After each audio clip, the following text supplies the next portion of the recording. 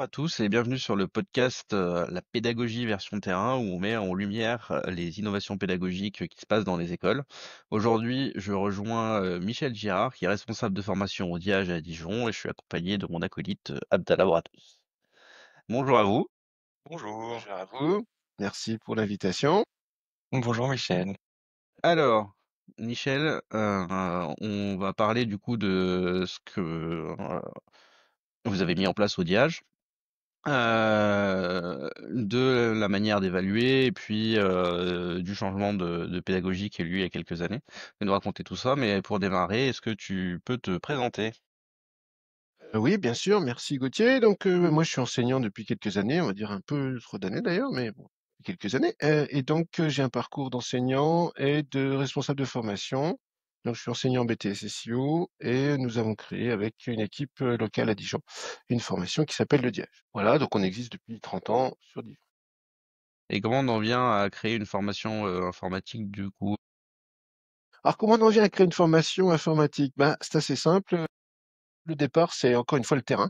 C'est-à-dire que l'objectif pour nous, c'était de permettre à nos étudiants de bac+2 d'avoir à la fois, un horizon professionnel, qui, leur permet de s'épanouir ou alors, le cas échéant, de pouvoir aussi poursuivre leurs études et c'était pas le cas à l'époque. Donc ce qu'on a fait, on a pris nos petites valises, on allait voir les professionnels, toujours sur le terrain, les entreprises. On leur a posé la question: «Aujourd'hui et surtout demain, qu'est-ce que vous attendez d'un étudiant, en informatique?» Et grâce à ces retours-là, eh bien, on a construit petit à petit un parcours de formation en adéquation à la fois avec les appétences des étudiants et puis surtout en adéquation avec les besoins des enfants. Ok. Si tu devais nous présenter le diage en quelques mots, ça serait quoi? Une suite logique à un bac+2 dans le numérique, en particulier dans le développement ou dans ce qu'on appelle l'Ops ou le DevSecOps, qui permet à des étudiants de bac+2 d'obtenir des titres de niveau 6 et de niveau 7 et surtout d'avoir des compétences en adéquation, encore une fois, avec les besoins des enfants. Ok. Donc, du coup, on est là pour discuter du changement au niveau de l'évaluation que vous avez fait il y a quelques années.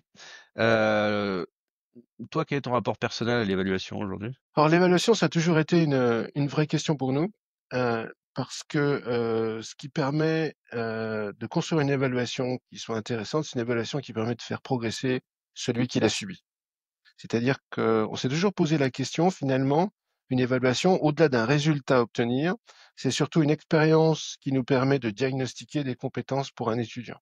Très concrètement, on a toujours privilégié l'évaluation, one to one qui permet à celui qui évalue de vraiment s'appuyer sur un retour de pratique et d'expérience pour que l'évaluation soit bénéfique pour celui, encore une fois, qui l'a «subi» entre guillemets. Je ne peux pas dire subir, parce qu'aujourd'hui, on a plutôt une vision différente. On est plutôt en train de faire une évaluation collaborativement entre celui qui évalue et celui qui est évalué. Donc voilà, l'évaluation, c'est hyper important de partager cette expérience-là avec les parties prenantes. Ouais, au final, c'est plus la sanction comme on pouvait le voir avant, mais plutôt de l'échange et qui participe à la montée en compétences, c'est sûr. Exactement, c'est ce que m'avait dit un étudiant il y a très longtemps, c'est que: «Merci nous avoir fait cette évaluation, j'ai enfin pu comprendre ce que je ne maîtrisais pas». Donc ce qui est hyper intéressant comme retour, puisque là on a, ça sert à ça une évaluation, c'est à nous permettre de s'améliorer. Moi autant en tant qu'évaluateur, mais aussi en tant que personne évaluée. Est-ce qu'ils ont toujours le trac, vos étudiants, quand il y a une évaluation qui arrive? Ils ont toujours ce côté, «Il faut que je me prépare, il faut que je révise», ça fait un peu peur? Alors, si on parle un petit peu du détail de comment se déroule une évaluation aujourd'hui, enfin à notre sens, hein, c'est toujours, notre positionnement, c'est une transparence totale sur ce processus. C'est-à-dire que l'étudiant, il sait exactement sur ce sur quoi il va être interrogé et surtout, il a connaissance de l'ensemble des compétences sur lesquelles il est évalué avec l'ensemble des niveaux. Ce qui fait que l'étudiant, il est beaucoup plus détendu par rapport à l'évaluation puisque pour lui, c'est plus une opportunité de présenter sa montée en compétences qu'une évaluation sanction qui lui donne un résultat pour lequel il est plus ou moins d'accord. Et pour confirmer ou donner un exemple qui illustre ça, nous, ce qu'on fait maintenant, c'est on demande aux étudiants de s'auto-évaluer. Pourquoi? Parce que finalement, celui qui sait où il en est, c'est bien l'étudiant. Alors, on a besoin d'aider, bien sûr, ça, c'est pas la question. On est là aussi pour l'aider à mieux s'évaluer, mais c'est aussi ce qu'on lui demandera demain. Être en capacité d'exposer, de montrer, de diagnostiquer ses compétences dans son environnement professionnel. Voilà, donc pour répondre à ta question, Abdallah, c'est beaucoup plus détendu. Et du coup, depuis tout à l'heure, tu parles d'évaluer les compétences des étudiants. Quand est-ce que c'est fait le switch de passer plutôt de l'évaluation, bah, comme on est dans le schéma classique, l'évaluation de savoir et des fois de savoir-faire, à vraiment à l'évaluation des compétences? Alors le switch, il est venu progressivement, mais il est apparu comme une nécessité. C'est-à-dire qu'on venait d'en parler tout à l'heure, l'évaluation était vue comme une sanction, et nous, ça nous allait pas. Ça nous allait pas parce que, encore une fois, de par les retours des entreprises, ça voulait rien dire. C'est-à-dire que la note qu'on donnait, le résultat final, comme dirait une entreprise, bah, tous vos étudiants sont bons, ils ont plus de 12. En fait, d'autres entreprises nous ont dit, tous vos étudiants sont tous mauvais, ils ont juste 12. Donc du coup, ça voulait rien dire. Donc l'évaluation par compétence, c'est vraiment quelque chose qui permet de cibler réellement ce qui est fait. Ce qui est fait, ce qui est compris, ce qui est maîtrisé. Donc on est venu à ça parce que on voulait un moyen d'échange réel entre toutes les parties prenantes. L'entreprise, qui attend des gens avec des compétences spécifiques, l'étudiant qui veut aussi se conforter dans sa progression, en illustrant les compétences qu'il est capable de mettre en œuvre, et enfin nous qui sommes là pour les guider dans leur progression. Donc voilà, on est venu là pour avoir, par souci de transparence, par souci d'efficience aussi sur l'appréciation, et surtout pour dépasser un modèle qui, à notre sens, n'a plus d'intérêt. Est-ce qu'il y a des limitations du coup dans cette nouvelle forme d'évaluation en one-to-one, des choses qu'on pouvait évaluer avant et qu'on arrive moins bien à évaluer aujourd'hui avec ce mode d'évaluation? Alors, moins de choses, je dirais pas moins de choses, ça demande peut-être plus de ressources. C'est-à-dire qu'aujourd'hui, on se doit d'être impliqué dans les éléments qui sont, utilisés ou mis en œuvre dans les compétences. On peut plus faire une évaluation, totalement décorrélée du contexte dans lequel la compétence est mise en œuvre. Pour être très clair, si on pouvait poser la question avant, «Est-ce que tu sais ça?» Maintenant, c'est plutôt, est-ce que tu peux me montrer quel est ton niveau de maîtrise sur ce savoir-faire, ou ce savoir-être d'ailleurs, on l'étudie aussi, dans ce contexte-là. Donc, je dirais pas qu'il y a des limites, je dirais qu'il y a des contraintes supplémentaires pour avoir un travail de qualité et qui soit, j'allais dire, équitable et juste. On est vraiment sur de l'évaluation en situation professionnelle, dans un contexte professionnel, on va dire.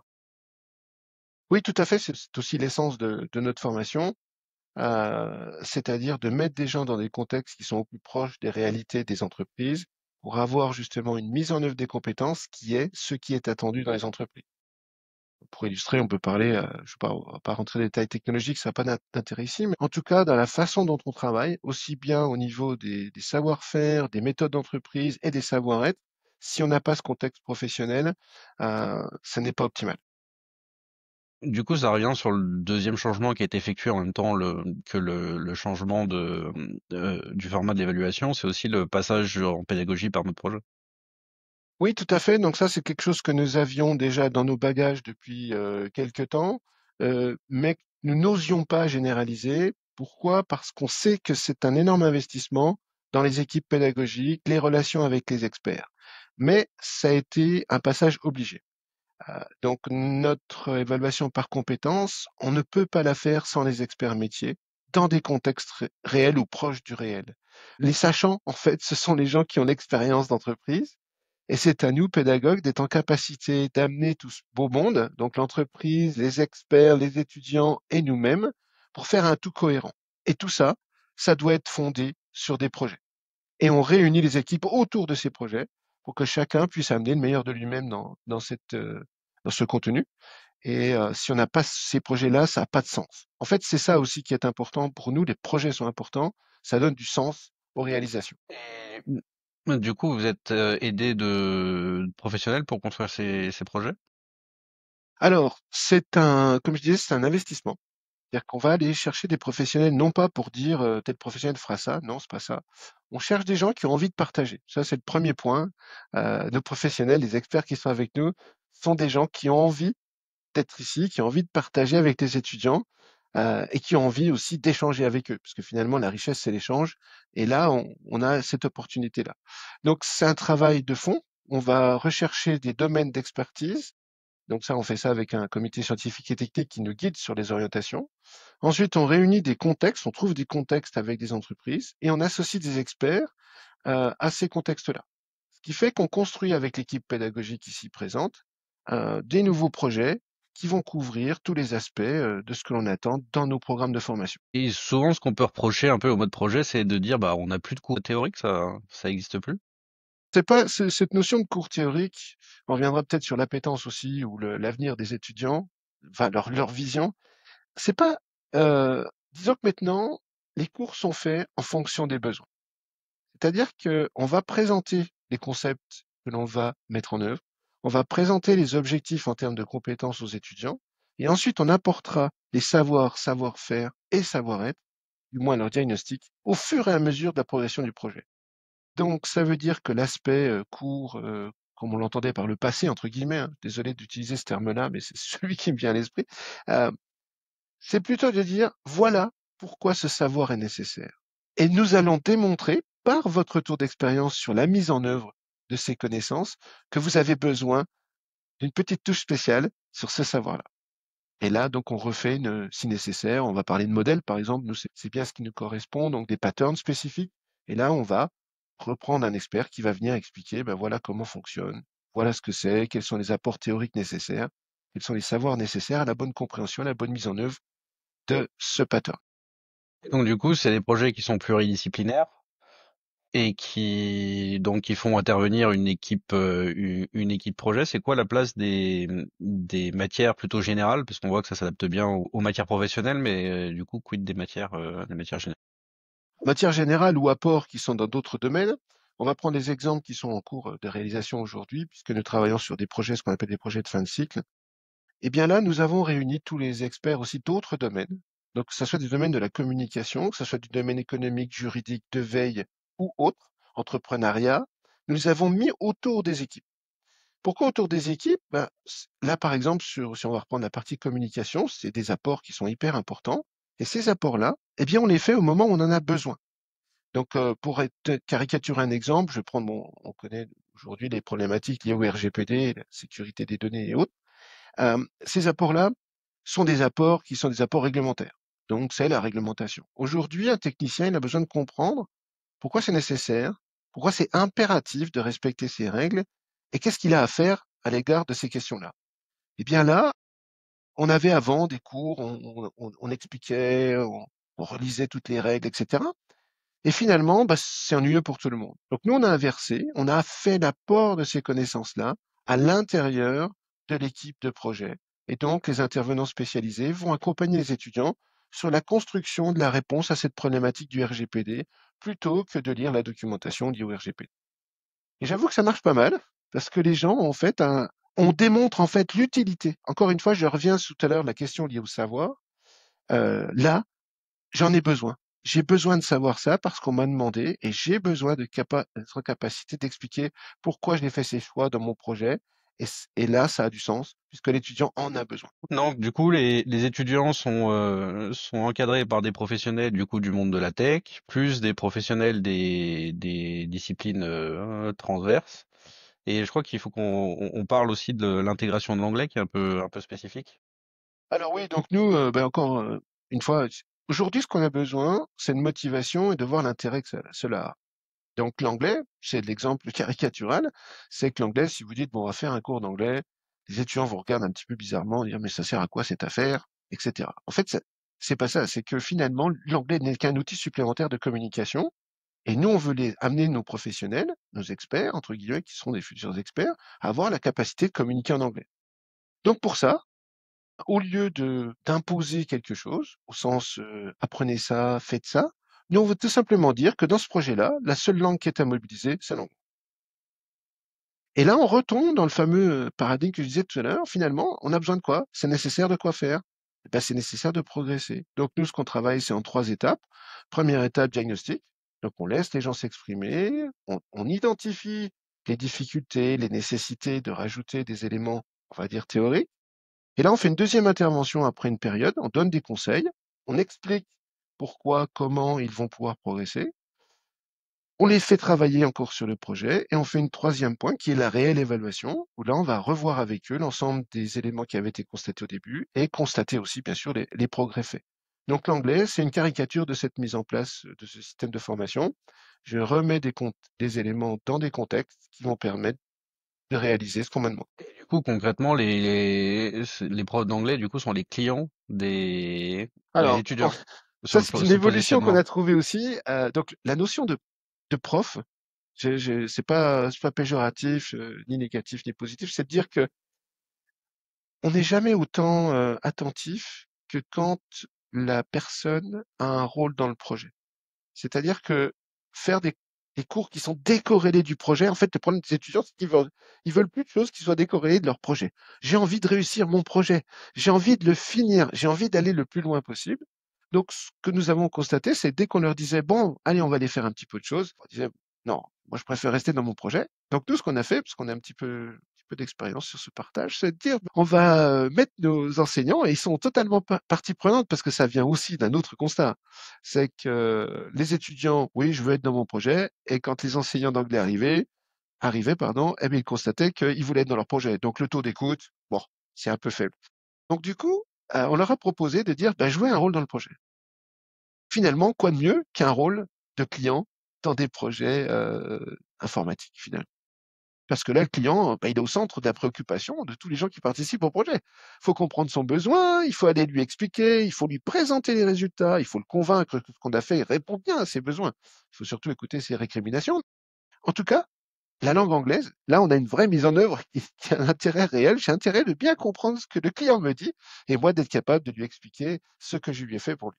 Donc voilà, c'est une utilisation effectivement du rôle dans un projet qui est vraiment très réaliste pour le coup, puisque là, c'est de la mise en situation complètement réelle. Oui, en plus de ça, ça fait travailler la réalité du vocabulaire. Parce que là, pour le coup, c'est une matière qui va être utilisée dans leur domaine professionnel potentiellement assez souvent et ça leur fait travailler exactement ce qu'ils ont besoin de Oui, travailler. tout à fait, et notamment, on va repartir sur les savoir-être ici, puisque là, on a tous tendance, quand on n'est pas natif, d'avoir des phrases un peu stéréotypées et de ne pas faire passer tous les éléments liés au contexte, liés à la relation humaine. Et là, on a un travail totalement différent. Les étudiants vont prendre des expressions qui sont des expressions de la vraie vie. Et donc, ils savent pourquoi ils les utilisent. On va pas prendre d'exemple parce que je ne suis pas expert dans le domaine anglais, mais il y a des choses que j'ai vues utiliser que j'avais jamais entendues auparavant. Parce que justement, l'étudiant s'est rendu compte que son discours était pas du tout en adéquation avec la relation qu'il pouvait définir avec son client. Ils vont au-delà du Brian is in the kitchen. Oui, exactement. Pour la petite anecdote, une fois, donc, nous avons fait des présentations en anglais, et donc, il y avait un petit problème de préparation des étudiants, et donc, ce qui a particulièrement, disons, met le jury dans une situation un peu excitante ou excité. Le jury est sorti un peu excité. Et donc là, les étudiants ont été assez surpris de la réaction. Mais la réponse était, je ne savais pas que nos experts étaient capables d'avoir un tel niveau d'anglais.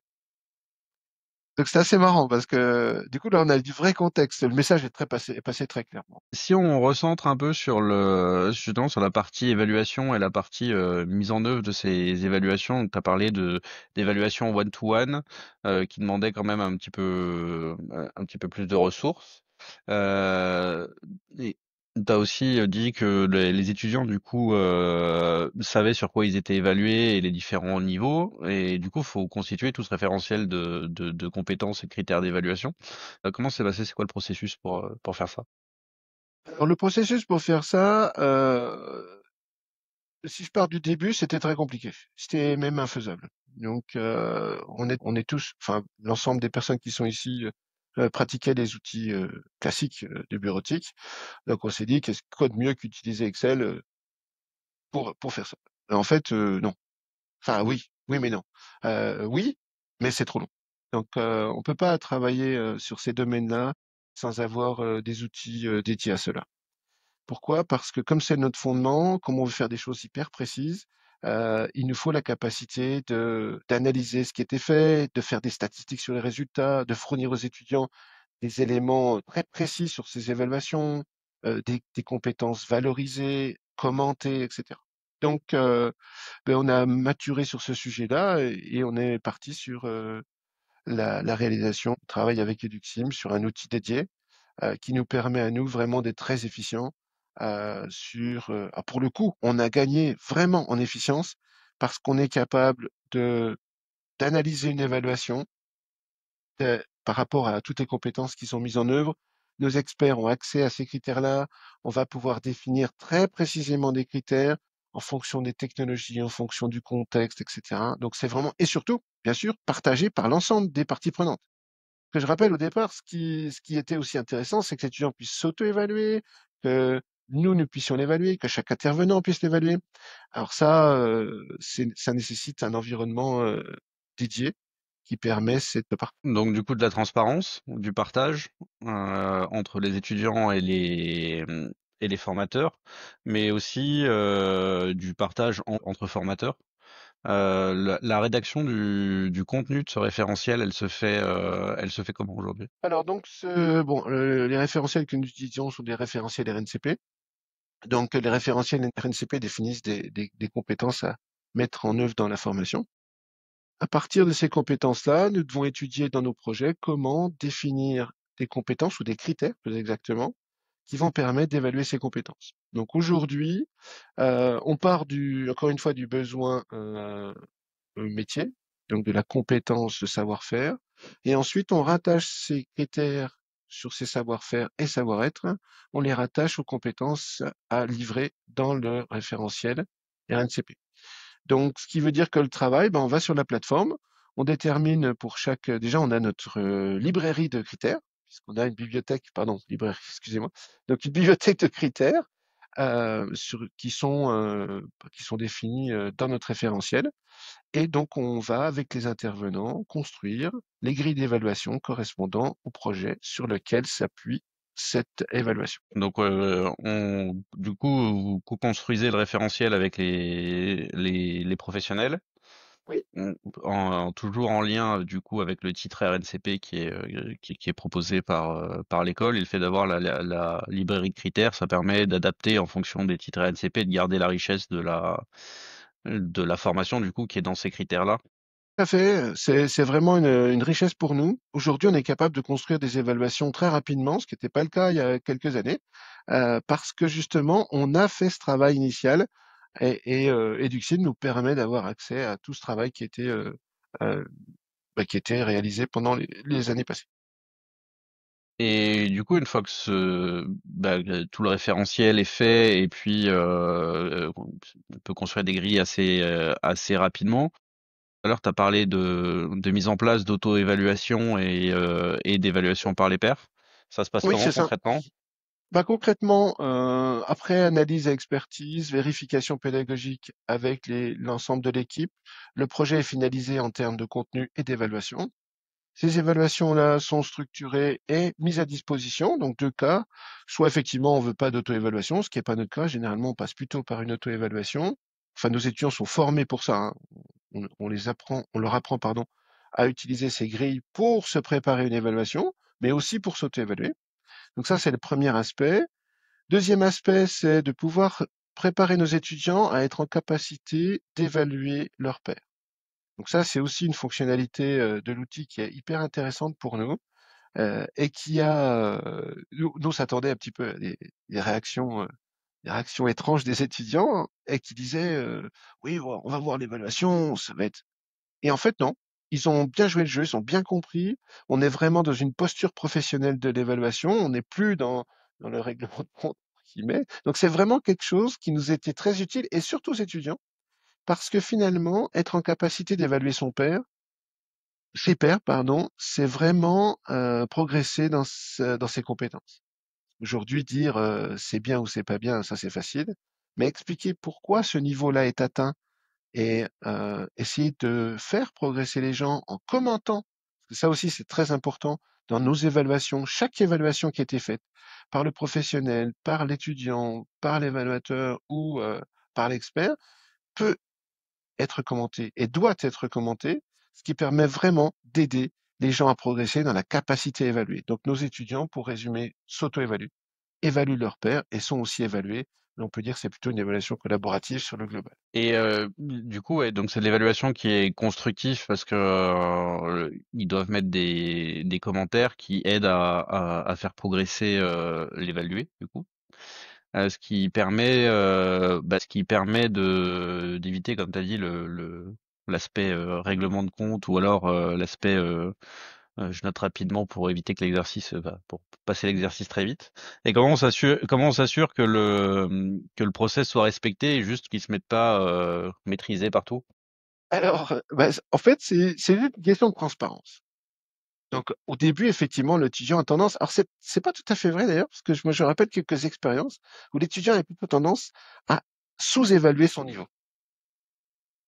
C'est-à-dire qu'il disait, oh non, finalement, je suis pas très bon là. Mais non, c'était pas assez précis. Donc, il s- en fait, une fois qu'on a passé ce stade-là, donc il y a les autres cas où oui, je maîtrise tout, etc. Mais quand on demande aux gens de justifier, d'argumenter pourquoi, c'est totalement différent.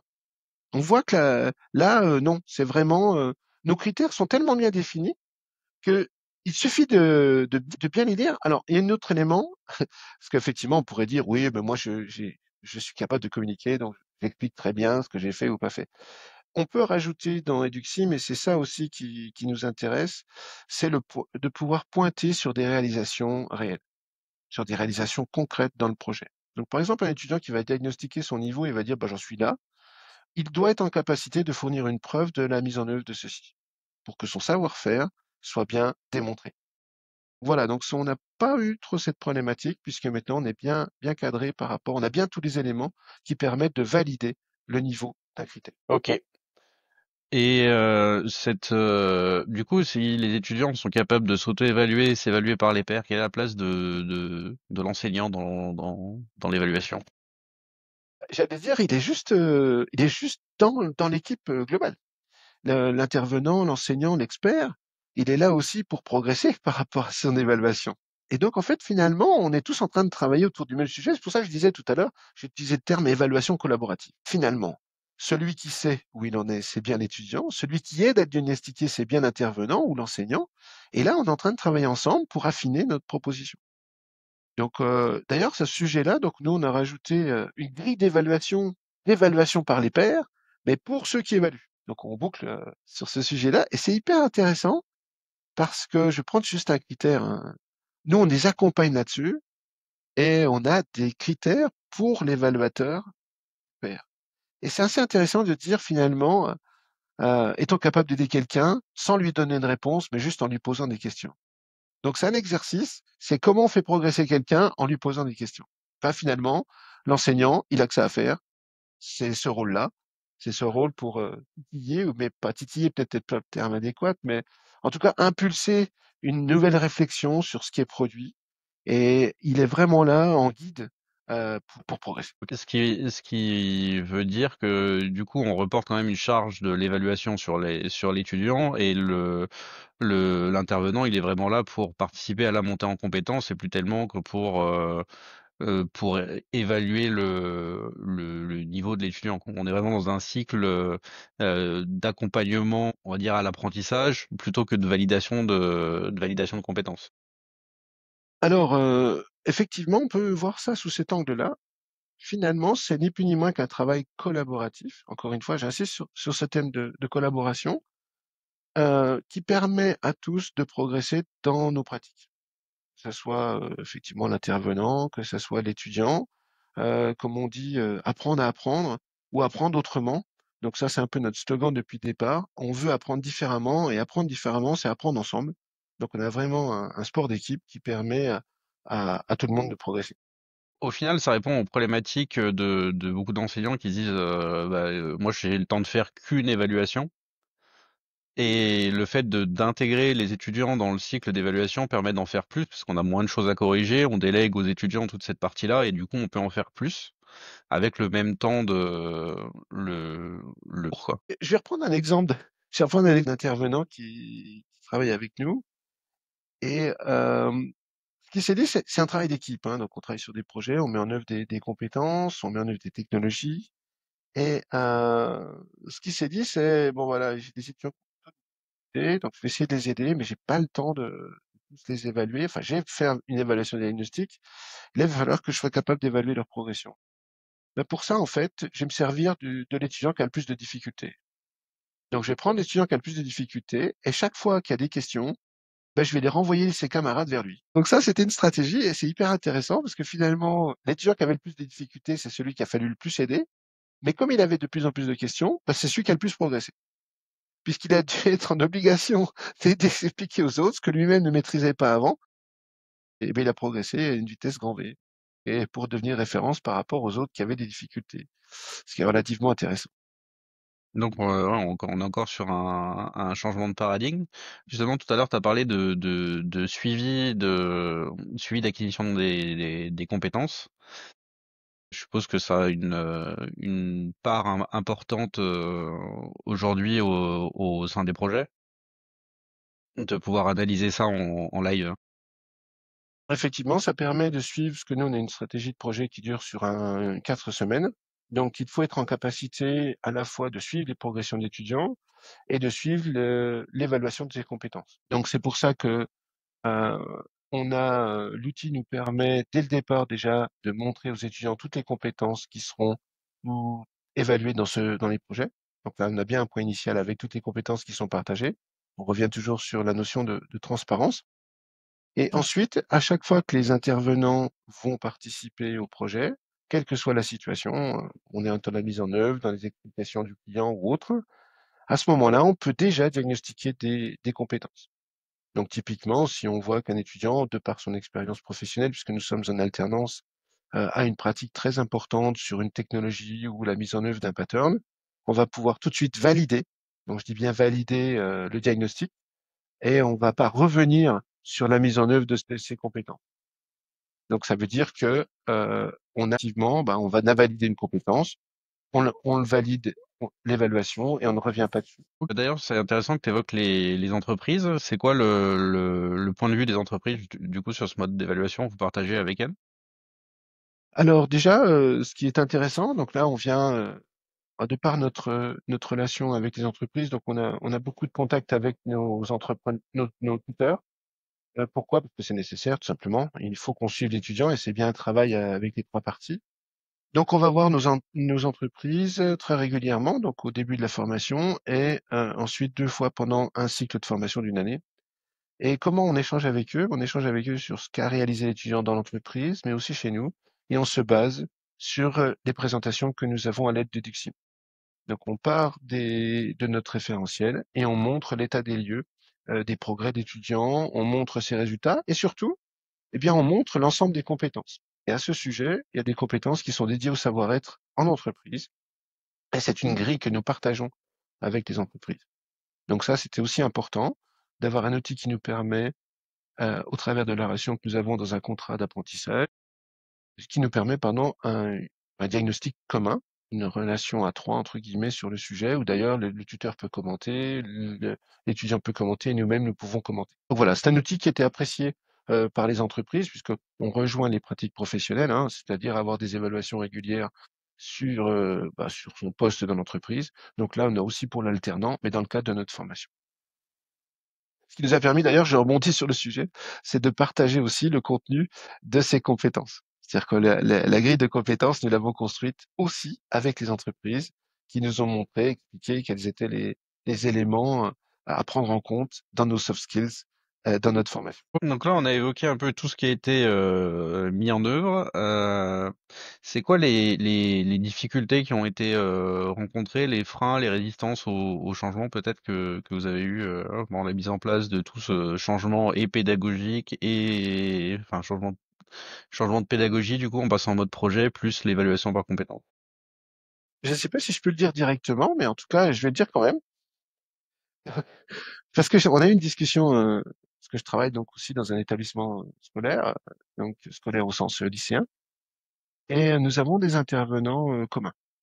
Donc, ils sont en capacité, eux, de comparer les évolutions du modèle classique, on va dire, et d'une autre. Bah ici, ils sont heureux. Alors, ils sont heureux pourquoi? Parce qu'ils ont plus de boulot. Donc ça, c'est bien. Non, c'est pas bien, mais c'est surtout parce que ça a du sens. Donc en fait, les difficultés qu'ont eu les gens, les intervenants, c'est à rentrer dans ce nouveau modèle. C'est en fait, ils n'ont pas compris. Donc là, il a fallu former les gens à comprendre le mode de fonctionnement, à partager comment on va pouvoir travailler avec ce nouveau modèle-là. Mais une fois que cette étape a été franchie, il n'y a pas eu de problématique particulière. Tout le monde a bien compris. Ah, évidemment, si on rentre dans les détails, il y a eu des difficultés pour la création des compétences, la définition elle-même. Mais tout ça, ça a permis aux gens de se rendre compte finalement, pour évaluer, c'est pas si facile que ça, c'est pas oui ou non, c'est regardons ce qui a été réellement produit, regardons quels critères on peut définir, comment on peut l'expliciter pour que ça soit très compréhensible pour l'étudiant, etc. Donc c'était plutôt, non pas une difficulté, mais un besoin de réflexion plus important sur ce qu'est une formation, sur ce qu'est un projet, et ce qu'est une compétence et comment on l'évalue. Voilà. C'est souvent la barrière qu'on a quand on veut mettre en place ce genre de pédagogie, c'est L'approche, ouais. l'accompagnement, ouais, c'est l'accompagnement au changement et puis la formation si on parle on va dire du cursus classique, on sait que globalement il y a assez peu de formation des profs, donc faut quand même y passer du temps au démarrage, quoi. Oui, tout à fait. Donc ça, c'est un investissement que l'organisme a fait, donc que nous avons fait collaborativement, puisque nous avons donc nous d'abord testé notre mise en œuvre et ensuite on a formé les gens à utiliser cette technique-là. Donc on a été capable de produire des sessions dans lesquelles on a explicité comment utiliser les grilles de compétences, qu'est-ce que c'est qu'une compétence. On est passé par toutes les étapes qui permettent de bien expliquer. Donc effectivement, il faut un accompagnement et un accompagnement à la rédaction des compétences aussi, pour que ça soit bien précis et utile pour l'ensemble des participants. Donc là, ça s'écrit, hein, c'est des techniques que nous mettons, on a mis en œuvre sur beaucoup de projets, donc on a une capacité à bien expliquer pourquoi et comment. Euh, et surtout, alors c'est l'autre aspect que nous permet de gérer très efficacement Eduxim, c'est l'évolution de ces critères-là. Aujourd'hui, on est positionné sur une définition d'un critère, mais demain, pour X ou Y raison, on va être en mesure, on va être obligé, on est en capacité, en tout cas, de le modifier très facilement et d'avoir son historique. Ça, c'est aussi très important. Et du coup, si avec le recul, c'est quoi le truc le plus difficile qui a été à faire durant le changement? Le truc le plus difficile. Très bonne question. Je ne sais pas. Nous, on était convaincus du modèle. Donc, du coup, il y a pas eu de difficulté. La difficulté, c'était d'être capable de produire. Donc ça, Eduxim a répondu à notre vraie difficulté. Notre difficulté, c'était d'arriver à avoir quelque chose qui nous permettait de le faire très facilement, en ayant toute la flexibilité nécessaire, en évitant toutes les problématiques qu'on avait avant au niveau des copier-coller, etc. Puis du suivi qui était inexistant.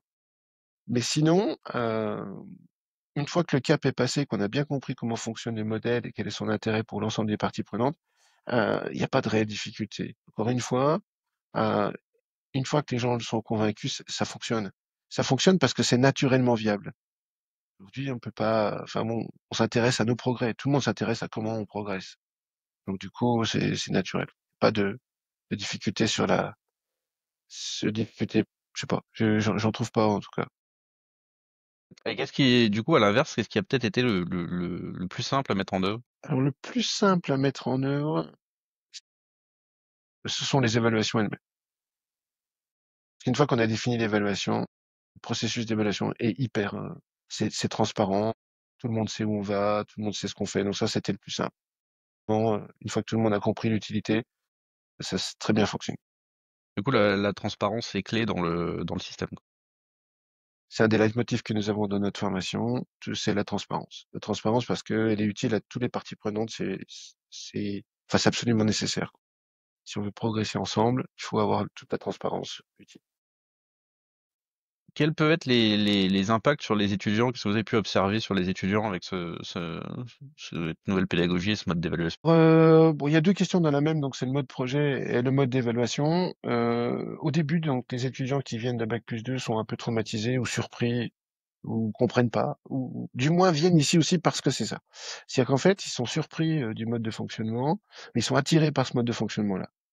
C'est-à-dire que jusqu'à présent, ils ont eu des évaluations qui sont classiques et sans une réelle dimension d'apprentissage par projet. Donc quand ils découvrent ce modèle-là, ils se disent: «C'est la liberté, l'autonomie, mais on a besoin aussi d'être, accompagné».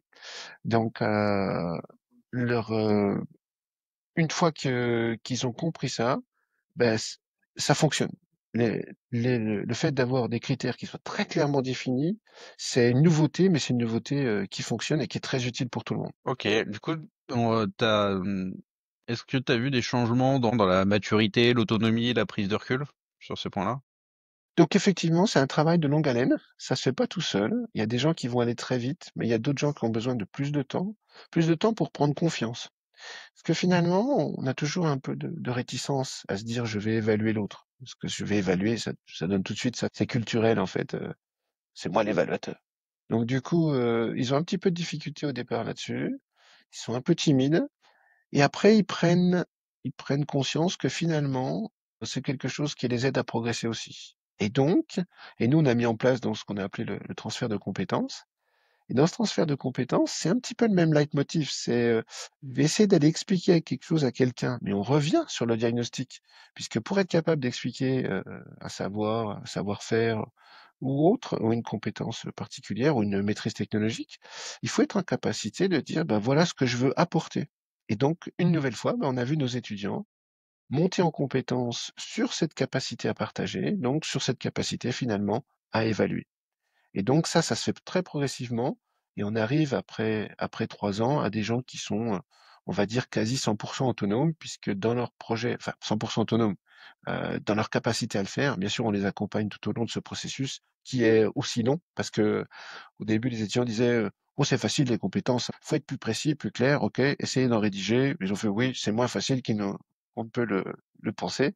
Donc du coup, maintenant, pour, quand ils arrivent en troisième année, ils ont la capacité d'identifier les compétences et de définir des critères qui permettent de les évaluer.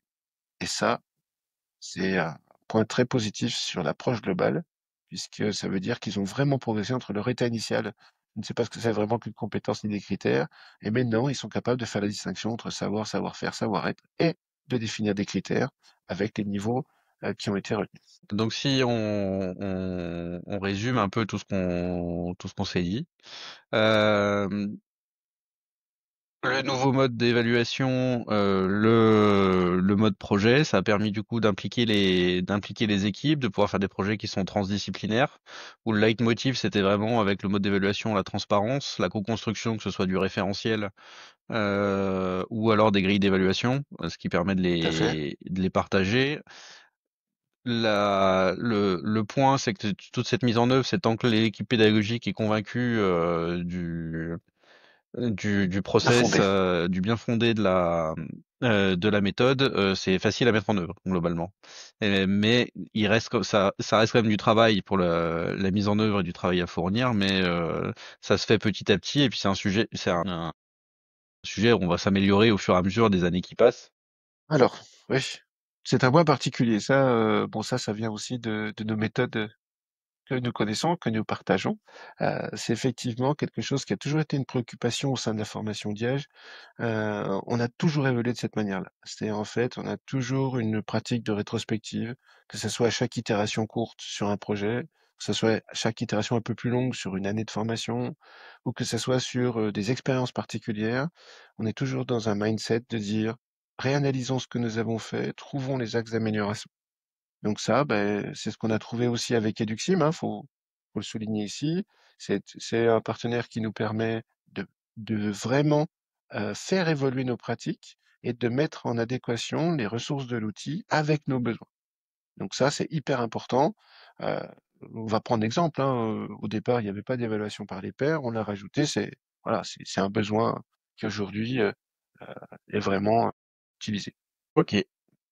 Mais je pense qu'on peut s'arrêter là, du coup. Je pense qu'on a traité tous les sujets. Est-ce que vous avez un petit mot de la fin, Michel? Bon, un petit mot de la fin. Tout ce qu'on a fait ici, que ce soit les pratiques, le projet, l'évaluation, les compétences, le travail avec Eduxim, qui était un travail hyper intéressant pour nos formateurs aussi, pour nos intervenants et pour nos experts. C'est vraiment, encore une fois, un travail collaboratif. C'est aussi le mot qu'on peut retenir, hein, c'est la transparence et la collaboration. Euh, Aujourd'hui, avoir des solutions qui sont en adéquation avec les besoins, ça nécessite une collaboration totale entre euh, l'éditeur, l'utilisateur, les managers des différents process, etc. Donc voilà. Donc en résumé, collaboration, transparence, collaboration et travail d'équipe, c'est pas mal, avec une rétrospective, bien sûr. Bon, finalement, c'est d'agilité, comme diraient certains. Super. Donc la partie la plus dure, ça reste toujours l'humain. N'est-ce pas? Merci de nous avoir écoutés et à bientôt pour un prochain Merci à épisode vous.